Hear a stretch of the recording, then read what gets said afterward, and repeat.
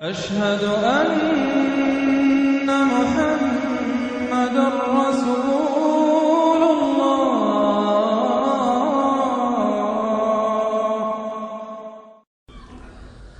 أما بعد فأعوذ بالله من الشيطان الرجيم. بسم الله الرحمن الرحيم.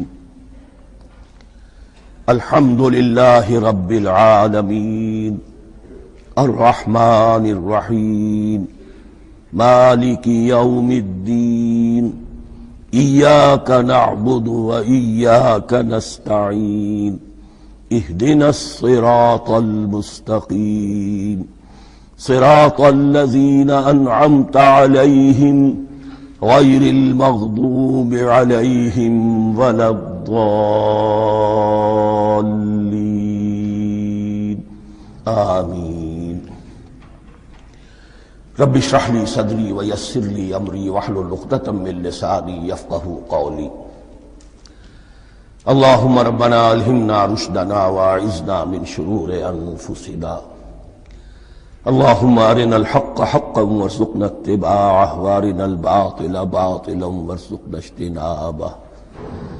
اللهم ربنا يسر لنا أمورنا كلها وأتمم لنا بالخير وتقبل منا فإنك خير المتقبلين آمین یا رب العالمین. معزز حاضرین اور محترم خواتین، ہم اللہ کے نام سے اس سال کی نماز تراویح کے ساتھ دورہ ترجمہ قرآن کا آغاز کر رہے ہیں. اس سے پہلے میں عرض کر چکا ہوں کہ اب میری عمر بھی کافی ہو چکی ہے. قمری حساب سے 68 برس مکمل ہو چکے ہیں اور مختلف قسم کے عوارض بھی مجھے لاحق ہیں، اور بہت سے احباب نے اور رفقاء نے مشورہ دیا تھا کہ میں اتنا بڑا بوجھ اپنے ذمے نہ لوں، لیکن میں نے خالصتاً توکلاً علی اللہ اس کی ہمت کی، اس کا ارادہ کیا. اس کے لیے اہتمام بھی خصوصاً ہوا ہے. مجھے اندازہ ہے کہ اب میرے خیالات کی جو رو ہے وہ اب اتنی تیز نہیں ہے جتنی کبھی ہوا کرتی تھی.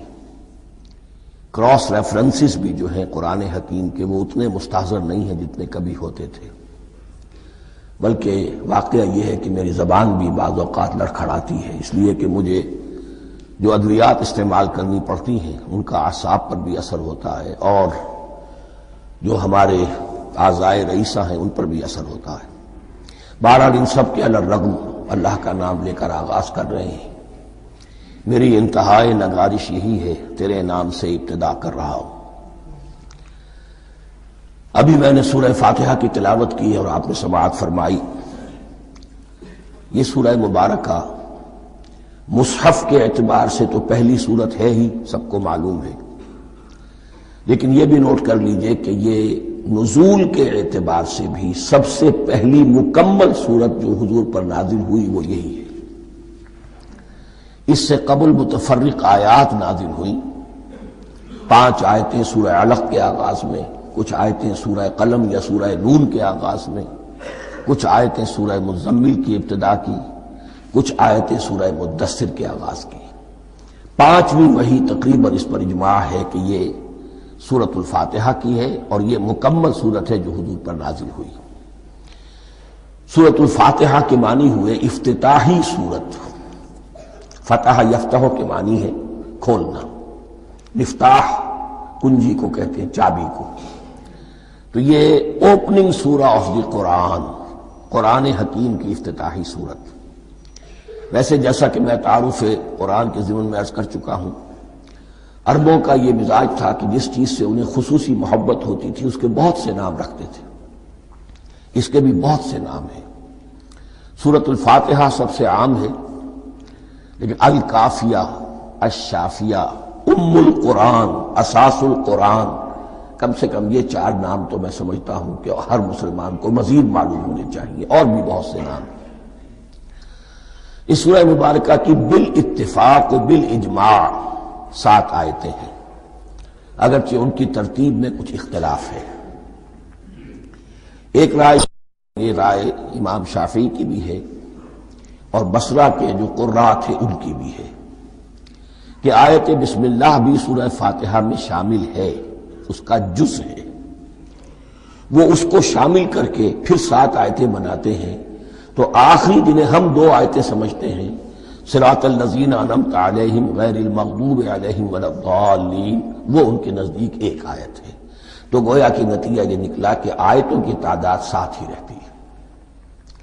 امام ابو حنیفہ رحمۃ اللہ علیہ کا موقف اور کوفے کے جو قراء تھے ان کا بھی موقف یہ ہے کہ آیت بسم اللہ نہ سورہ فاتحہ کا جز ہے نہ کسی اور سورت کا جز ہے، سوائے ایک مقام پر جہاں حضرت سلیمان علیہ السلام کا خط جو ہے نقل ہوا ہے، جو انہوں نے ملکہ سبا کو لکھا تھا، انہ من سلیمان و انہ بسم اللہ الرحمن الرحیم، تو قرآن کے متن میں صرف اسی جگہ پر یہ آیت شامل سمجھتے ہیں، باقی یہ صرف علامت کے طور پر کہ یہاں سے ایک نئی سورت شروع ہو رہی ہے درج کی گئی ہے۔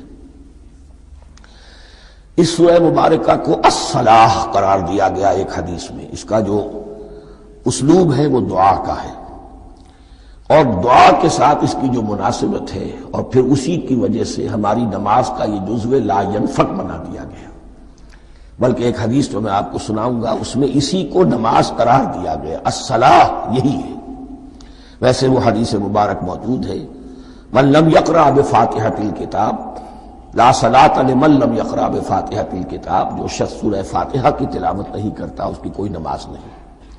اس کے حوالے سے بھی ہمارے ہاں 2 مسلک ہیں، ذکر صرف اس لیے کر رہا ہوں کہ آپ کے علم میں ہو، ان میں کوئی بنیادی فرق نہیں ہے، کسی بھی ایک رائے کا انسان قائل اور حامل ہو سکتا ہے بغیر اس کے کہ دوسرے کو بالکل غلط قرار دے، بلکہ یہ کہ اس کے لیے بھی گنجائش اپنے ذہن میں اور اپنے دل میں رکھے۔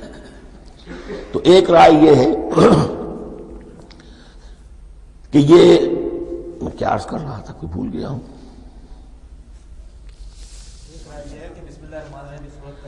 جی، اور دوسری آیت یہ ہے کہ اس کا حصہ نہیں ہے، اسی اعتبار سے یہ کہ یہ سورہ مبارکہ نماز میں پڑھی جانی ضروری ہے، لا صلاۃ لمن لم یقرأ بفاتحۃ الکتاب۔ البتہ یہ اختلاف ہے، یہ بات جو میں ذکر کر رہا تھا جو ذہن سے نکل گئی، کہ آیا مقتدی جو ہے امام کے پیچھے کھڑا ہو کر جب نماز پڑھ رہا ہو تو کیا اس صورت میں بھی اس کے لیے لازم ہے کہ سورہ فاتحہ پڑھے؟ اس میں 2 رائے ہو گئی، بلکہ 3۔ ایک رائے انتہائی ہے اور وہ فقہ حنفی کی طرف منسوب ہے کہ اگر آپ امام کے پیچھے مقتدی کی حیثیت سے نماز پڑھ رہے ہیں تو کسی بھی رکعت میں آپ سورہ فاتحہ نہیں پڑھیں گے۔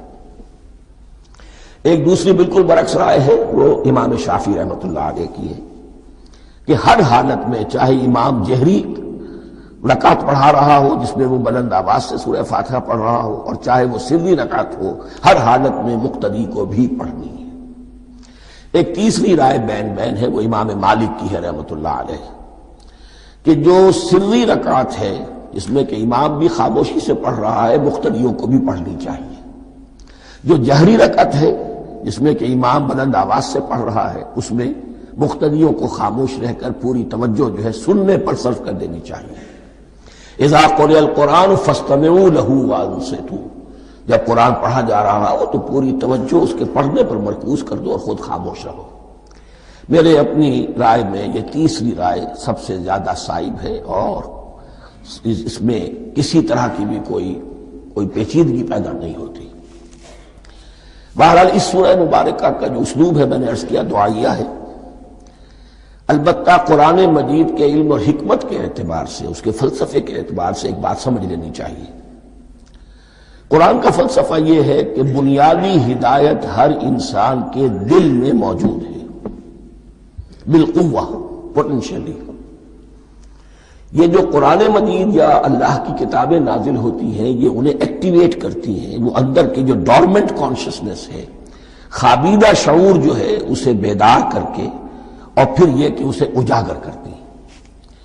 ہر سلیم الفطرت انسان اور سلیم العقل انسان، 2 سلامتی شرط ہیں۔ سلیم الفطرت، نیچر پرورٹڈ نہ ہو، فطرت مسخ نہ ہو گئی ہو، عقل سلیم ہو، ان دونوں چیزوں کا نتیجہ یہ نکلتا ہے کہ وہ انسان از خود بغیر کسی وحی کی رہنمائی کے بغیر کسی نبی کی تعلیم کے سے استفادہ کیے ہوئے از خود بھی کچھ حقائق تک پہنچ جاتا ہے۔ اور وہ حقائق کیا ہے؟ نمبر ایک یہ کہ اس کائنات کا ایک خالق ہے، وہ ایک ہے، اور وہ تمام صفات کمال سے متصف ہے۔ نمبر دو یہ کہ انسان کی زندگی صرف یہ زندگی نہیں ہے، بلکہ ایک اور زندگی ہے کہ جس میں اس زندگی کے اعمال کے نتائج برآمد ہوں گے۔ یہ دو باتیں، اس کی زیادہ وضاحت کے ساتھ جو ہے اس کا تذکرہ آئے گا سورہ لقمان میں، جہاں حضرت لقمان کی شخصیت کا تذکرہ ہے۔ لیکن یہاں صرف یہ بات سمجھ لیجئے کہ قرآن کا فلسفہ یہ ہے کہ ہر انسان میں، ہر فرد نوع بشر میں جو اپنی ولادت کے وقت مسلم ہوتا ہے، حضور کی حدیث ہے کل مولود یولد علی الفطرہ ابواہ یحودانہ او ینصرانہ او یمجسانہ، ہر بچہ نوع انسانی کا فطرت اسلام پر پیدا ہوتا ہے، وہ فطرت کے اندر وہ ہدایت ودیت ہے۔ اب اگر وہ فطرت بس نہیں ہوئی اور عقل جو ہے وہ صحیح رخ پر کام کر رہی ہے تو ان دو حقائق تک وہ انسان خود پہنچ جائے گا۔ لیکن ان دونوں حقائق تک پہنچنے کے بعد اب وہ دست بستہ دعا کرے گا کہ اے رب اب مزید ہدایت تو مجھے عطا فرما۔ ایک تو یہ کہ میں کیا کروں کیا نہ کروں، میری عقل اس میں ٹھوکر کھا سکتی ہے، میں کسی اچھی چیز کو بری سمجھ سکتا ہوں، کسی بری کو اچھی سمجھ سکتا ہوں، تو مجھے صحیح راستہ، صحیح راہ ہدایت پر چلا۔ یہ دعا ہے جو انسان کرتا ہے جبکہ وہ ایمان باللہ اور ایمان بالآخرہ تک خود پہنچ چکا ہوتا ہے، اور یہ سمجھتا ہے کہ صحیح زندگی کا رخ یہی ہے کہ جس رب کو میں نے پہچانا ہے کہ وہ اس کائنات کا خالق ہے اور مالک ہے اور رب ہے، میں اس کی بندگی کروں، اس کی اطاعت کروں، اس کا حکم مانوں، اس کے راستے پر چلوں۔ لیکن وہ راستہ کون سا ہے؟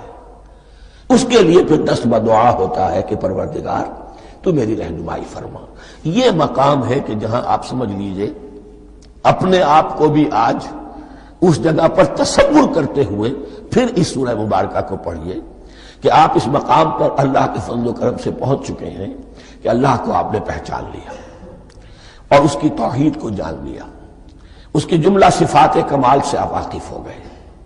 آپ یہ بھی جان گئے کہ بڑھ کر اس کے حضور میں حاضر ہونا ہے اور وہ حساب کتاب لے گا۔ پھر آپ نے یہ عہد بھی کر لیا کہ اب زندگی گزارنی ہے اس رب کی بندگی میں، اسی کی فرما برداری میں۔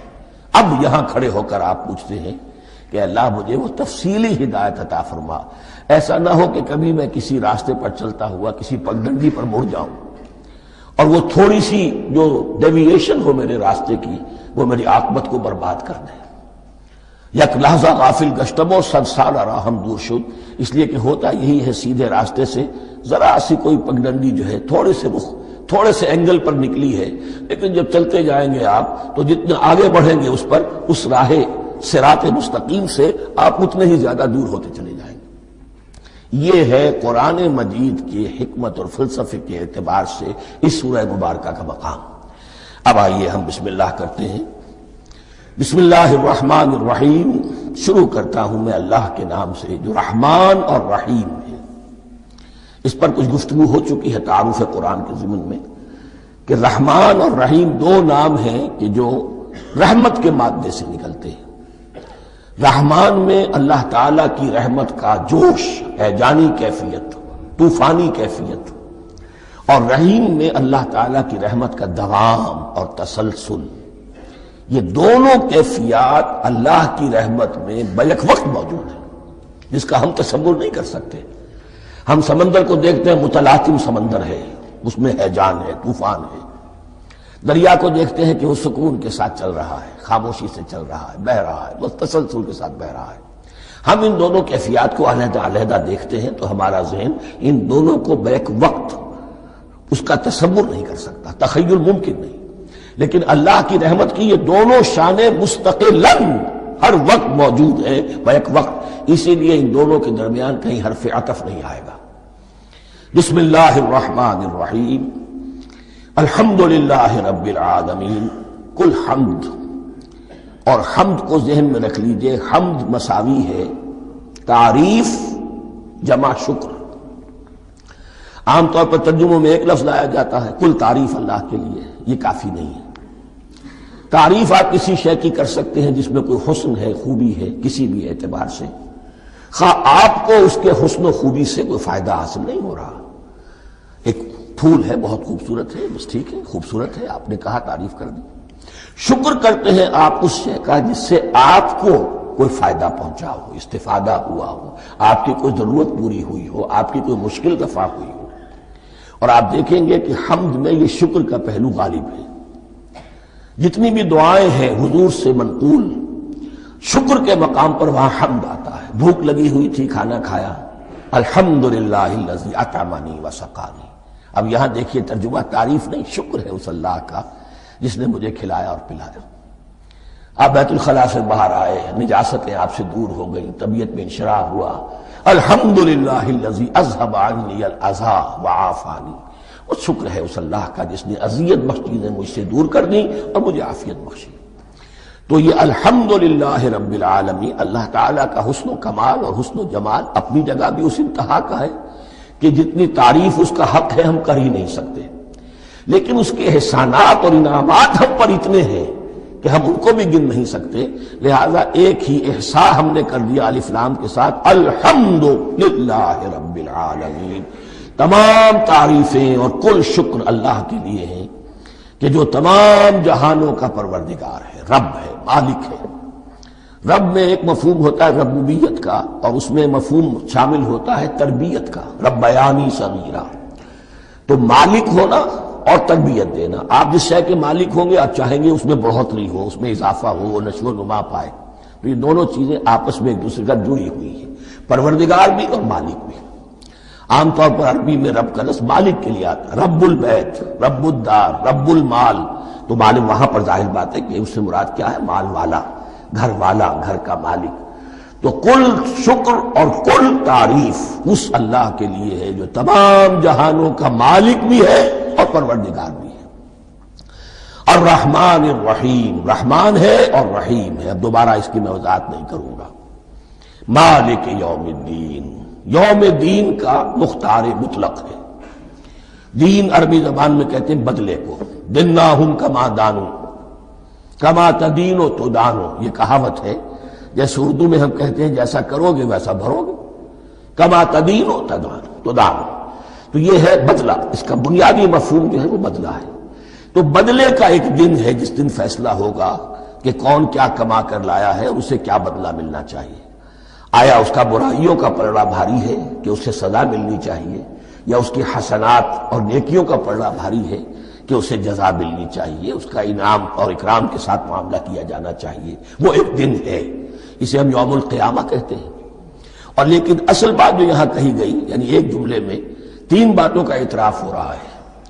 بعث بعد الموت، ایک دن آئے گا کہ ہم مرنے کے بعد تمام انسان اٹھا لیے جائیں گے، پھر حساب و کتاب، پھر اللہ کے ہاں حاضری ہوگی اور حساب کتاب ہوگا۔ اور تیسرا یہ کہ اس حساب کتاب کے دن کا مختار مطلق اللہ ہے، یعنی کسی اور کو اپنے ذہن میں سہارا بنا کر آپ زندگی گزاریں کہ وہ مجھے چھڑا لے گا، یا وہ ہستی جو ہے اتنی زوردار ہے کہ وہ مجھے بچا لے گی، اس سے اپنے دل کو، اپنے ذہن کو بالکل پاک کر لیجئے۔ مالک یوم الدین، ایک دوسری جگہ پر قرآن میں آیا ہے، اس روز کوئی پکارنے والا پکارے گا، لمن الملک اليوم للہ الواحد القہار، آج کے دن کس کا اختیار مطلق ہے؟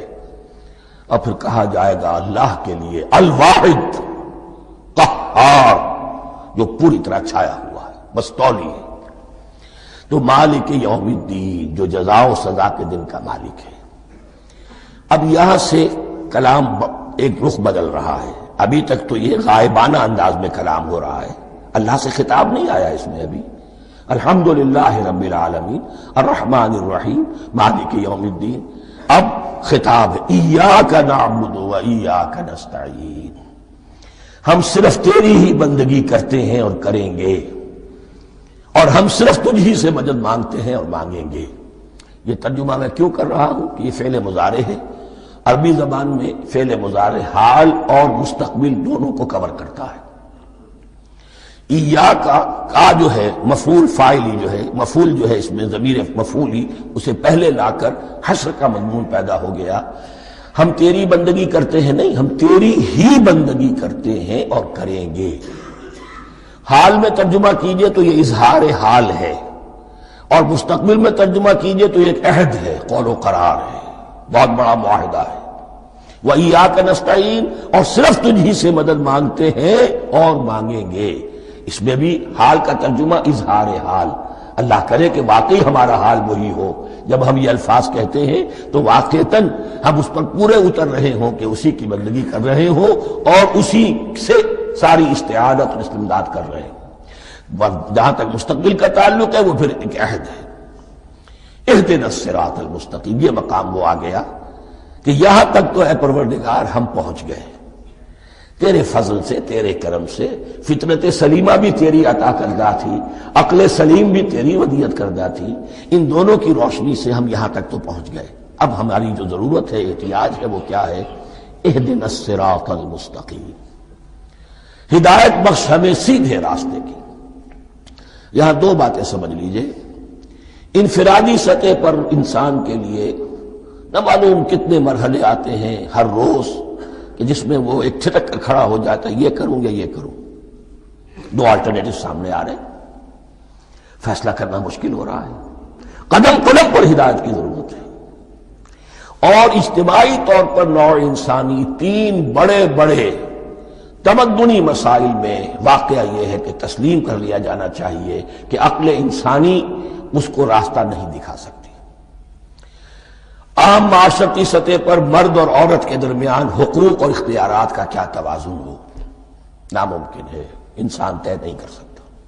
انسان یا مرد ہے یا عورت ہے، عورت سوچے گی اپنے لحاظ، اپنے جذبات کا، اپنے خیالات کا لحاظ رکھے گی، مرد کے جذبات و احساسات کا اسے اس کا کوئی تصور ہی ممکن نہیں۔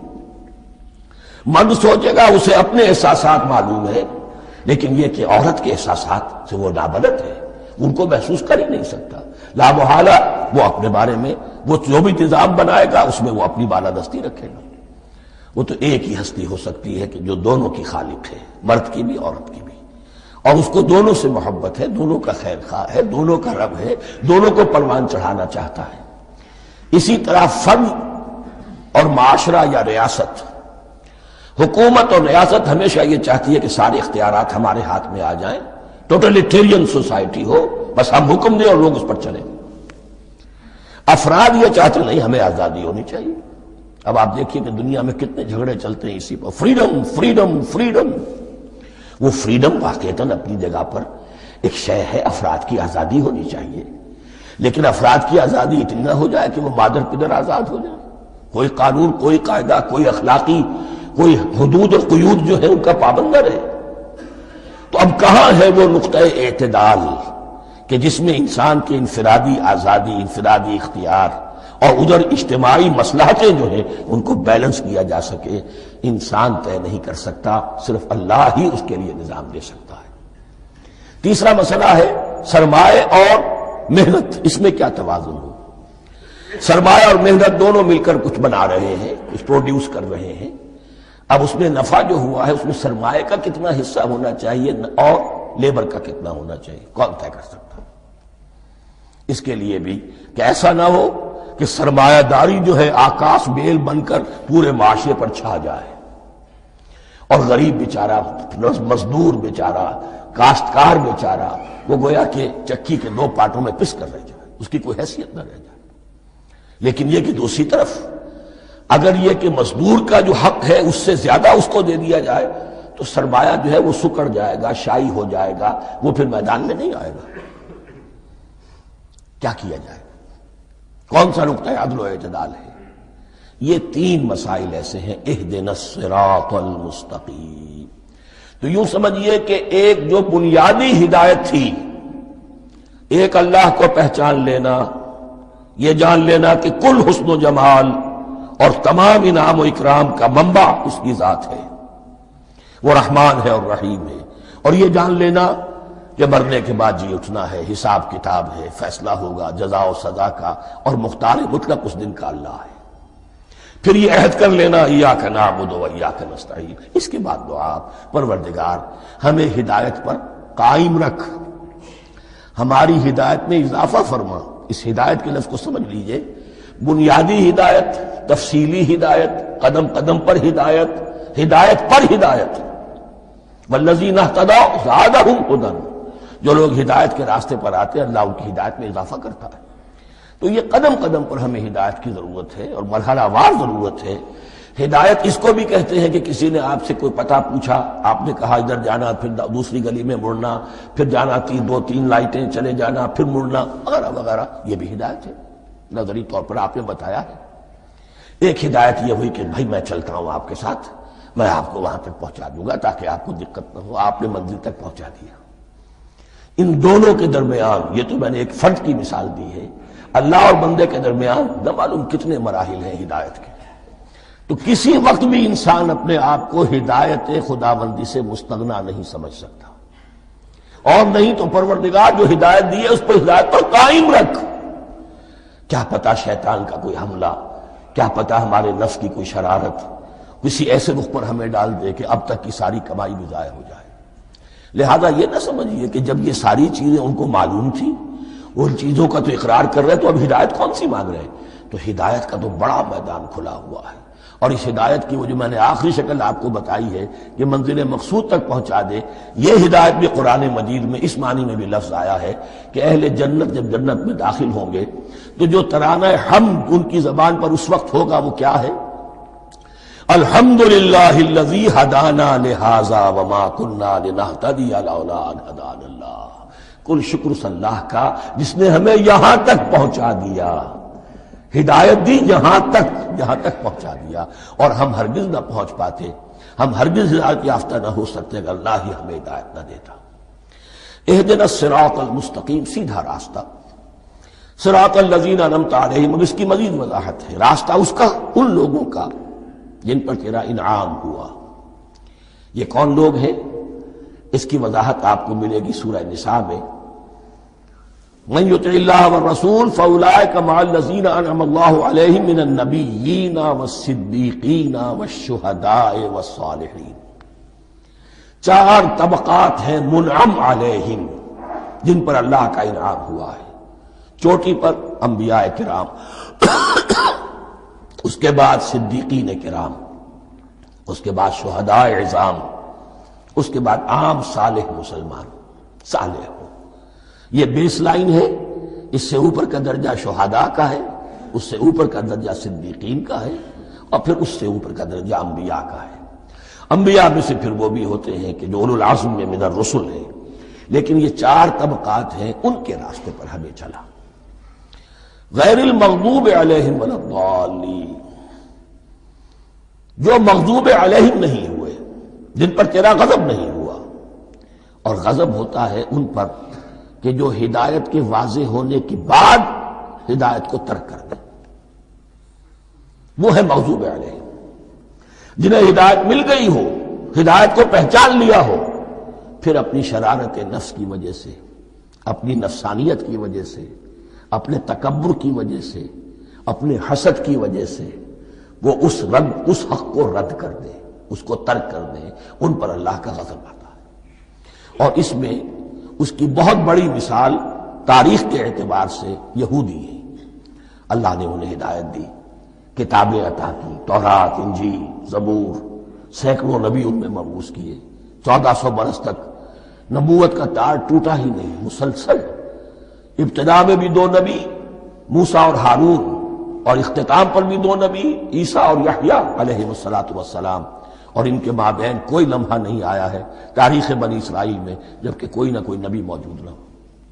لیکن انہوں نے اپنی شرارت نفس کی وجہ سے ہدایت تورات سے بھی منہ موڑا، اور پھر سب سے بڑی بات یہ کہ ہدایت محمدی سے، ہدایت قرآنی سے بھی صلی اللہ علیہ وسلم منہ موڑا. وہ ہے مغضوب علیہم ولا الضالین، اور نہ ہی گمراہ ہوئے. یہ لفظ جو آتا ہے عربی زبان میں گمراہ کا بھی ہے اور تلاش حق میں بھٹکنے والے کا بھی ہے. ایک وہ شخص ہے جس پر حق ابھی واضح نہیں ہوا، وہ تلاش میں ہے، اس کے لیے بھی ضال کا لفظ آئے گا. اسی طرح کوئی شخص کسی کے عشق اور محبت میں ایسا ہو جائے، دیوانہ ہو جائے، اس کو بھی ضال کہتے ہیں. یعنی اس کے اوپر جذبات کا اتنا غلبہ ہو گیا ہے کسی کی محبت اور عشق کی بنا پر. تو حضور کے لیے یہ لفظ آیا ہے وَوَجَدَكَ ضَالًّا فَهَدَىٰ، اور یہ تو سورۃ الضحیٰ ہے، اکثر بیشتر لوگوں کو یاد ہوگی۔ تو یہ جو ضال کا لفظ ہے اس میں سمجھ لیجئے ضروری نہیں ہے کہ وہ گمراہ ہو، بلکہ وہ بھی کہ جو ابھی راہ ہدایت کی طلب میں اس کے حصول کے لیے اس کی تلاش میں کوشاں ہیں، اور وہ بھی کہ جو کسی مغالطے کی وجہ سے حق سے منحرف ہو جائے۔ یہ بھی جان لیجئے کہ ایک ہے بدنیتی، تکبر، حسد، حق کو جان کر پہچان کر رد کر دینا یا چھوڑ دینا یا ترک کر دینا، ایک ہے کسی غلطی میں، کسی جذبات کے اندر آ کر، کسی غلو کے اندر مبتلا ہو کر اور حق سے منحرف ہو جانا۔ اس کی جو سب سے بڑی مثال ہے وہ نصارہ ہے، عیسائی ہے۔ حضرت مسیح کو انہوں نے مانا لیکن غلو کیا، یہ لفظ آئے گا آگے، لا تغلو فی دینکم، اپنے دین میں غلو نہ کرو۔ جیسے ہمارے ہاں بھی بعض لوگ ہیں جو حضور صلی اللہ علیہ وسلم کی تعریف میں، حضور صلی اللہ علیہ وسلم کے ساتھ اپنی محبت کے اظہار میں غلو کر جاتے ہیں۔ یہ انتہا درجے کو ہو گیا تھا حضرت مسیح علیہ السلام کے ماننے والوں میں، اور اس کی بنا پر انہوں نے تثلیث کا عقیدہ ایجاد کر لیا اور حضرت مسیح علیہ السلام کو اللہ کا بیٹا بنا دیا۔ تو اس کی سب سے بڑی مثال ضالین کی اس اعتبار سے کہ ہدایت پانے کے بعد کسی بدنیتی سے نہیں بلکہ کسی اچھے جذبے میں غلو کی وجہ سے، رسول سے محبت کرنا تو اچھا جذبہ ہے لیکن یہ محبت بھی ایک حد میں رہنی چاہیے، غلو کرے گی تو ظاہر بات ہے کہ اس کے بعد وہ گمراہی کی طرف لے جائے گی۔ تو یہ ہے اس سورہ مبارکہ کا ترجمہ، اور اس کے بعد آخر میں آمین کہنا یہ مسنون بھی ہے، کہنا چاہیے۔ البتہ اختلاف یہاں بھی صرف اتنا ہے کہ نماز میں جب آپ امام کے ساتھ ہیں، وہ اگر جہری قرات کر رہا ہے تو آیا اس کے بعد آپ کو بھی بالجہر کہنا ہے آمین یا نہیں کہنا، یہ اختلاف ہے، ان میں کوئی فرق واقع نہیں ہوتا۔ یہ چیز متفق علیہ کہ کہنا ہے آمین، بلکہ یہ آمین تو یہودیوں میں ہے، یہ آمین جو ہے یہ عیسائیوں میں بھی ہے۔ ان کی بھی جو پریئر، لارڈس پریئر ہے، اس کے بعد آمین، وہ آمین کہتے ہیں، وہ فرق، وہ لفظ ایک ہی ہے۔ اس لیے کہ عبرانی زبان اور عربی زبان، یا تو ہم یہ کہہ سکتے ہیں کہ دونوں بہنیں ہیں، کوئی ایک مشترک زبان تھی ان کی ماں جس کی یہ دو بیٹیاں ہیں، اور یا یہ کہنا پڑے گا کہ عربی زبان کی ماں جو ہے وہ عبرانی زبان ہے۔ بہرحال بڑا قریبی رشتہ عربی کا اور عبرانی کا ہے، اس اعتبار سے وہ آمین۔ اب آپ کو معلوم ہے ہم السلام علیکم وہ کہتے ہیں، وہ سلام کہتے ہیں، فرق کیا ہے؟ وہ تو تلفظ کا فرق ہے۔ اسی طریقے سے اور بہت سے الفاظ ہیں، میں بعد میں بتا۔ اب میں اس سورہ مبارکہ کے بارے میں خاص حدیث آپ کو سنانا چاہتا ہوں، اور اسی سے در حقیقت جو امام ابو حنیفہ کا موقف ہے رحمۃ اللہ علیہ، اس کی حقانیت مزید مبرہن ہو جائے گی۔ یعنی کیا کہ آیت بسم اللہ سورہ فاتحہ کا جز نہیں ہے، سورہ فاتحہ الحمدللہ رب العالمین سے شروع ہوتی ہے۔ وہ میں آپ کو بتانا بھول گیا کہ جن کے نزدیک یہ سورت کا جز ہے وہ پھر جہری قرات میں بسم اللہ الرحمن بھی بلند آواز سے کہیں گے، اور جن کے نزدیک سورہ فاتحہ کا جز نہیں ہے وہ نہیں کہیں گے، وہ الحمدللہ رب العالمین سے قرات کریں گے۔ تو کوئی فرق نہیں ہے بنیادی۔ یہ حدیث جو ہے یہ مسلم شریف میں ہے اور حدیث قدسی ہے۔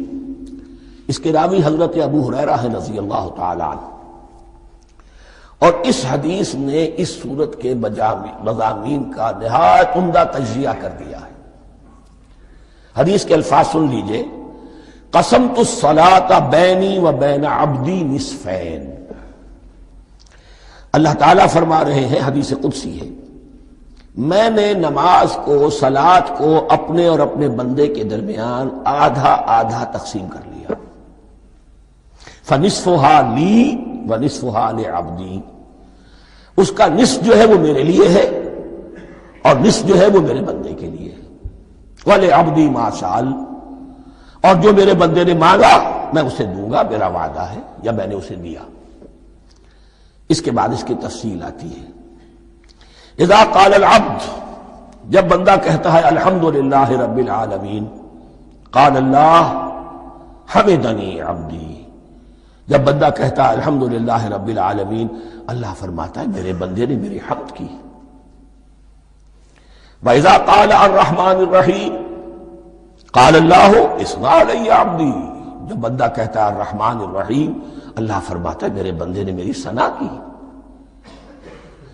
وَإِذَا قَالَ مَالِكِ يَوْمِ الدِّينِ قَالَ اللَّهُ تَعَالَىٰ مَجَّدَنِي عَبْدِي، میرے بندے نے میری تمجید بیان کی، میری بزرگی بیان کی۔ اب یہ 3 آیتیں ہو گئیں، تینوں میں اللہ کی حمد ہے، ثنا ہے، تمجید ہے۔ یہ 3 آیتیں خالص اللہ کے لیے ہو گئیں۔ اب چوتھی آیت آئی، ایاک نعبد و ایاک نستعین۔ اس کے بارے میں جب بندہ کہتا ہے اذا قال العبد ایاک نعبد و ایاک نستعین، قال اللہ تعالی ھذا ما بینی و بین عبدی ولعبدی ما سأل، یہ میرے اور میرے بندے کے درمیان ہے۔ یہ تو یوں سمجھیے کہ یہ گرہ لگ گئی ہے میرے اور میرے بندے کے مابین۔ اس نے مجھ سے قول و قرار کیا ہے، اس نے میری بندگی کا اعتراف کیا ہے، اس نے تسلیم کیا ہے کہ میری ہی بندگی کرتا ہے اور کرے گا، اور مجھ سے مدد چاہیے ہے۔ ھذا ما بینی و بین عبدی، یہ معاہدہ ہے۔ معاہدہ 2 فریقوں کے مابین ہوتا، یہ میرے اور میرے بندے کے مابین ہے۔ وَلِعَبْدِي مَا سَأَلَ، اور میں نے اپنے بندے کو دیا جو اس نے مانگا۔ وہ میری مدد چاہتا ہے، میری مدد اس کے شامل حال رہے گی۔ فَإِذَا قَالَ، اور جب بندہ کہتا ہے اهْدِنَا الصِّرَاطَ الْمُسْتَقِيمَ صِرَاطَ الَّذِينَ أَنْعَمْتَ عَلَيْهِمْ غَيْرِ الْمَغْضُوبِ عَلَيْهِمْ وَلَا الضَّالِّينَ، قال اللہ تعالی ھذا لعبدی ولعبدی ما سأل۔ یہ 3 آیتیں یہ میرے بندے کے لیے، اهدنا الصراط المستقیم، اسی صراط مستقیم کی وضاحت ہے مثبت، صراط الذین انعمت علیہم، اسی صراط المستقیم کی وضاحت ہے منفی انداز میں، غیر المغضوب علیہم ولا الضالین۔ یہ سب میرے بندے کے لیے ہے، اور میں نے اپنے بندے کو دیا جو اس نے مانگا۔ اس کو میں نے ایک مرتبہ یہ ترازو کی شکل میں اس کو لکھوایا تھا۔ دیکھیے یہ ایاک نعبد و ایاک نستعین، یہ ہے وہ ترازی کی وہ ڈنڈی۔ واو جو ہے ایاک نعبد و ایاک نستعین، واو جو ہے گویا کہ وہ مٹھ ہے جس سے کہ ترازو کو پکڑا جاتا ہے۔ ادھر ایک پلڑا ہے جس کی 3 آیتیں ہیں، الحمدللہ رب العالمین الرحمن الرحیم مالک یوم الدین۔ اس کا نتیجہ کیا نکلا؟ ایاک نعبد۔ آپ نے شاید یہ سنا بھی ہو، ایک بہت ہی عمدہ قرات کا جو ریکارڈ ہے قاری عبدالباسط عبدالصمد کا، وہ یہیں سے چل کر سورہ فاتحہ کی قرات کر کے ایاک نعبد پر آ کر رکتا ہے۔ الحمدللہ رب العالمین الرحمن الرحیم مالک یوم الدین ایاک نعبد۔ گویا کہ یہاں یہ صورت بالکل ہاف ہو گئی ہے۔ 3 آیتوں میں اللہ کی حمد ہے، ثنا ہے، تمجید ہے، جس کا نتیجہ ہم تیری ہی بندگی کرتے ہیں، تیری ہی اطاعت کریں گے۔ لیکن اب اس کے بعد سوال ایاک نستعین، اسی کی جو استعانت کیا درکار ہے ہمیں؟ ہدایت۔ ہدایت سب سے بڑی استعانت ہے، ہدایت ہی تو سب سے بڑی مدد ہے۔ اهدنا الصراط المستقیم صراط الذین انعمت علیہم غیر المغضوب علیہم ولا الضالین۔ یہ ایاک نستعین کے حق کے ساتھ یہ 3 آیتیں آ گئیں، اهدنا الصراط المستقیم صراط الذین انعمت علیہم غیر المغضوب علیہم ولا الضالین۔ قسمت الصلاة بینی و بین عبدی نصفین فنصفها لی ونصفها لعبدی ولعبدی ما سأل۔ اللہ تعالیٰ اس سورہ فاتحہ کا جو اصل مفہوم ہے وہ بھی ہمارے ذہنوں پر، ہمارے شعور کی سطح پر اسے اجاگر کیے رکھے، ہمیں توفیق دے کہ جب بھی پڑھیں، جب بھی سنیں تو وہ کیفیت اگر ہو جائے۔ اس لیے کہ ایک حدیث ہے کہ الصلاۃ معراج المومنین، نماز تو اہل ایمان کے حق میں معراج کے درجے میں ہے۔ اس حوالے سے ہم یہ سمجھ سکتے ہیں کہ کوئی وقت ایسا آ سکتا ہے کہ انسان کو واقعتاً، روح انسانی واقعتاً اللہ کے یہ جواب سنے۔ انہونی بات نہیں ہے یہ، ہوتا ہے خطاب آخر، اٹھتا ہے حجاب آخر، کرتے ہیں خطاب آخر، یہ تو ہوتا ہے۔ مخاطبہ الہی، یہ تو میں نے عرض کیا کہ ثابت ہے، مخاطبہ، محادث اور تحدیث اللہ بندوں سے کلام کرتا ہے۔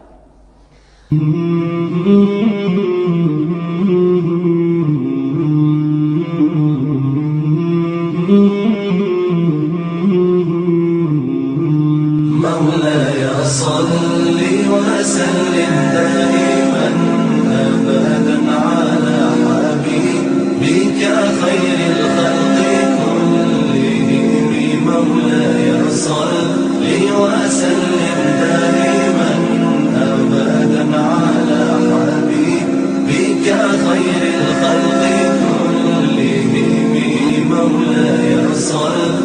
وسلم